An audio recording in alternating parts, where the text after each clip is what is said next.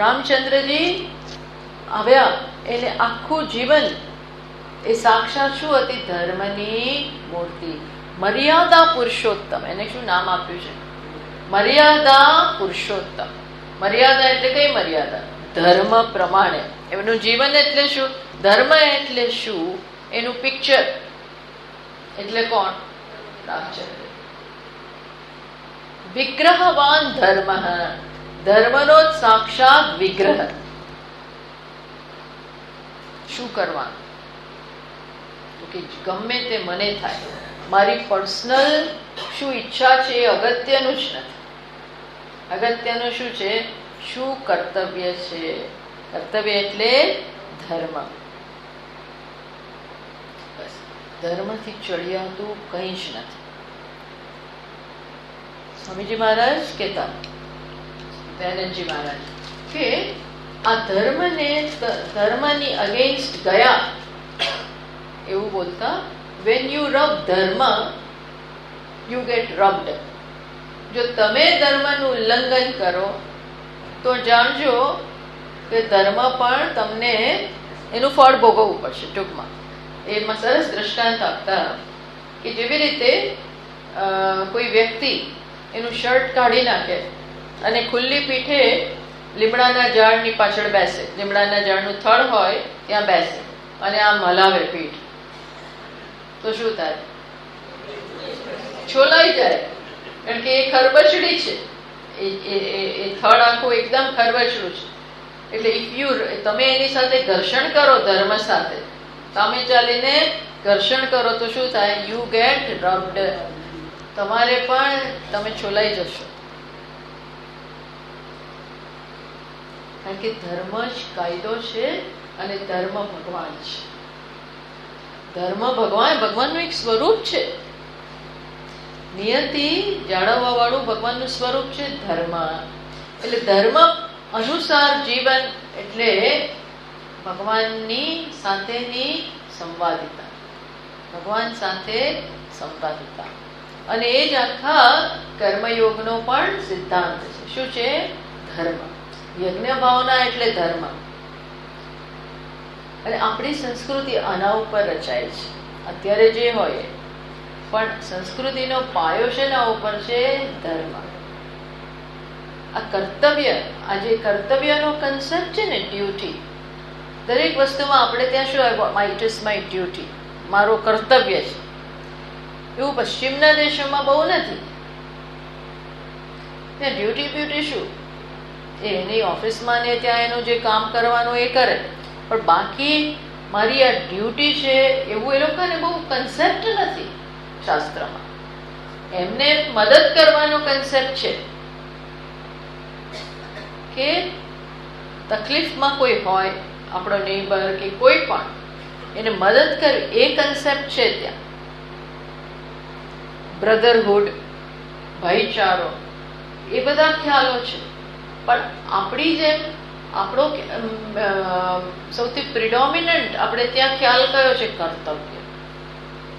માણસ ઉછળતા હોય ત્યારથી જ આ ખ્યાલ, મારું કર્તવ્ય માતા પિતા પ્રત્યે, મારા કુટુંબ પ્રત્યે, ભલે એ પાલન લોકો કરે કે ના કરે.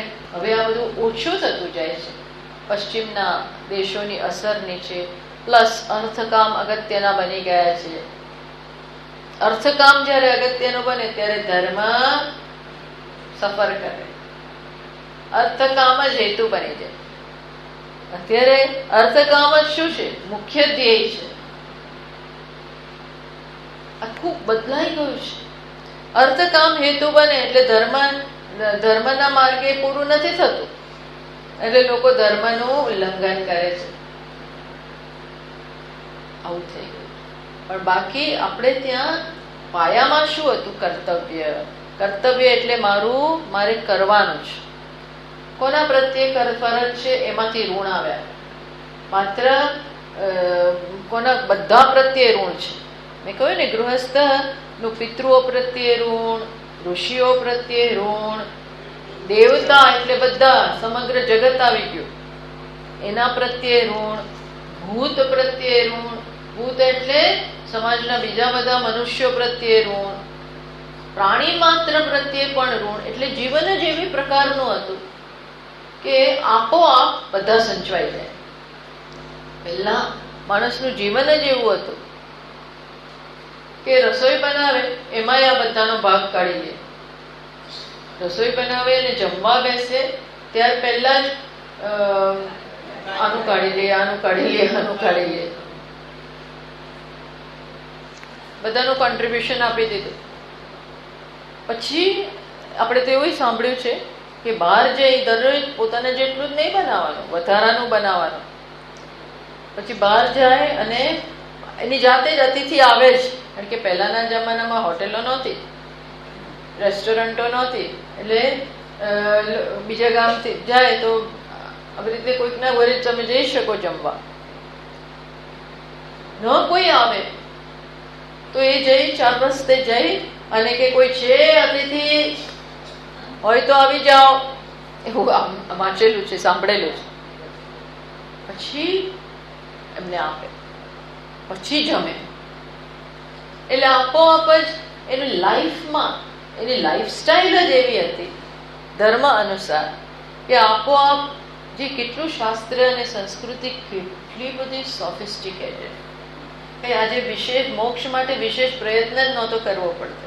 આવું જીવન જીવે એટલે માણસ 40-50 નો થાય ત્યાં સુધીમાં તો તૈયાર થઈ જાય. જીવન જ એવું હતું. આપોઆપ પ્રાણીઓનું પણ ધ્યાન રહી જાય. ડોમેસ્ટિક બધા એનિમલ્સ હોય, ગાય હોય, કૂતરું હોય, એ બધાનો ભાગ નીકળે. આ બધું એની જાતે થતું હતું. જીવન જ એ પ્રકારનું, ગૃહસ્થનું જીવન જ એવું હતું.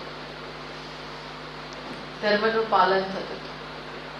અને ધર્મ કેવો હતો? એના જીવનને ઉપર લઈ જાય, આપોઆપ એના જીવનનો ઉત્કર્ષ કરે. આ હતું. પણ હવે પછી કે છે માટે અહીંયા કે છે આ ધર્મ એટલો બધો ચડિયાતો છે કે એની મદદથી કોઈ નબળી વ્યક્તિ જેમ રાજાની મદદથી બળવાનને જીતી જાય, એમાં ધર્મની મદદથી લોકો આગળ વધી જતા. માટે જે જાણકારો છે એ શું કે સત્યમ યો વૈ સહ ધર્મ સત્યમ વૈ તત. આ ધર્મ જ શું છે? સત્ય. સત્ય એટલે શું? શાસ્ત્ર અનુસાર બધા સિદ્ધાંતો એને કહેવાય સત્ય, અને સિદ્ધાંતો અનુસાર આચરણ એને કહેવાય ધર્મ. શાસ્ત્ર અનુસાર યથા શાસ્ત્રાર્થતા એ સત્ય.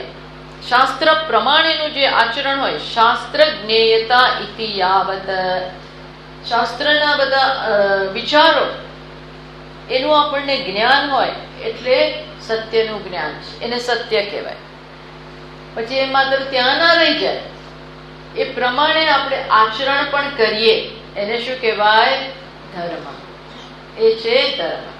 એટલે જે લોકો ધર્મ પ્રમાણે જીવતા એના માટે એ લોકો કહેતા શું કે સત્યમ વદંતમ આહુહુ ધર્મમ વદતી. જે સત્યનું આચરણ કરતા, સત્ય પ્રમાણે જીવતા હોય એના માટે જાણકારો બોલતા કે આ તો ધર્મ બોલે છે. અને જે ધર્મ પ્રમાણે આચરણ કરતા હોય એના માટે શું શબ્દ વાપરે? સત્યમ વદતી. ટૂંકમાં આ બંને એક છે. તો એતદ ઉભયમ ભવતી. આ બંને એક જ હોવાને કારણે જે સત્ય પ્રમાણે જીવતા હોય એના માટે એવું કે આ ધર્મમ વદતી, ધર્મનું આચરણ કરતા હોય એના માટે શું કે સત્યમ વદતી. આ પ્રકારે જાણકાર લોકો એની પ્રશંસા કરતા. પણ ટૂંકમાં અહીં શેની અગત્યતા બતાવી? ધર્મની. ધારણા ધર્મ. આવું જ્યારે જીવન જીવાય ત્યારે આત્માનો જે ધર્મ છે એનું જ્ઞાન થાય. આત્માનો ધર્મ શું છે? સત ચિત આનંદ. સત ચિત આનંદ એ આત્માનો ધર્મ છે. એનું જ્ઞાન એટલે મોક્ષ. પણ એના પહેલા જીવનના મોક્ષના બે તબક્કા છે. પહેલા ધર્મનું પાલન અને પછી મોક્ષનું જ્ઞાન. ધર્મનું જીવન તમને આના માટે તૈયાર કરે. એટલે શાસ્ત્રના મુખ્ય બે સબ્જેક્ટ એ આ જ છે. કયા બે સબ્જેક્ટ છે? ધર્મ અને બ્રહ્મ. ધર્મ કોને કહેવાય એ જાણવું પડે, એટલા માટે પણ શાસ્ત્ર પાસે જાઓ. અને બ્રહ્મ કોણ કહેવાય એ જાણવું પડે, એટલા માટે પણ શાસ્ત્રનું જ્ઞાન જરૂરી હતું. આ બંને જ્ઞાન શાસ્ત્રમાંથી પ્રાપ્ત થતા. તો આ પ્રકારે આ પાંચમી કંડિકાનો પાંચમા બ્રાહ્મણનો આ પ્રકારે વિષય છે. ના, પાંચમા બ્રાહ્મણ ને પાંચમા અહીંયા વિષય 14મી કંડિકાનો, ચોથા બ્રાહ્મણની 14મી કંડિકાનો આ વિષય છે. તો હવે આપણે અહીં સમાપ્ત કરીએ. હજી હવે પછી બધું ઘણું બધું આવે છે. મને એમ કે આપણે પહેલું ચેપ્ટર પૂરું થશે, પણ એવું કંઈ ના થયું, થોડું રહી ગયું. પછી બી સરસ બધી ચર્ચાઓ આવે છે કે હવે થોડી વારમાં પૂરી થાય એવી નથી, એટલે આપણે અહીં સમાપ્ત કરીએ. ઓમ પૂર્ણમદઃ પૂર્ણમિદં પૂર્ણાત પૂર્ણમુદચ્યતે પૂર્ણસ્ય પૂર્ણમાદાય પૂર્ણમેવાવશિષ્યતે. ઓમ શાંતિ શાંતિ શાંતિ. શંકરં શંકરાચાર્યં કેશવં બાદરાયણં સૂત્રભાષ્યકૃતૌ વંદે ભગવन्तौ પુનઃ પુનઃ. ઈશ્વરો ગુરુરાત્મેતિ મૂર્તિભેદવિભાગિને વ્યોમવદ્વ્યાપ્તદેહાય દક્ષિણામૂર્તયે નમઃ. ઓમ શાંતિ શાંતિ શાંતિ. હરિ ઓમ.